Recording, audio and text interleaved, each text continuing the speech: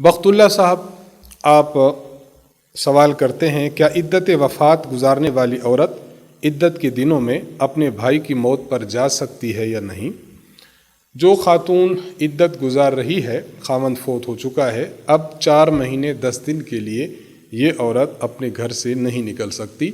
ज़रूरत शदीद है, बहुत सख्त ज़रूरत ऐसी पड़ गई कि निकले बग़ैर चारा नहीं, तो इस दौरान निकल सकती है। इसके अलावा किसी और उज़ुर के लिए नहीं निकल सकती।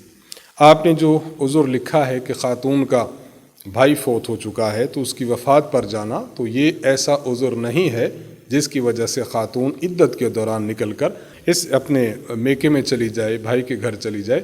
इसलिए इद्दत के दौरान भाई की वफ़ात पर जाना जायज़ नहीं होगा।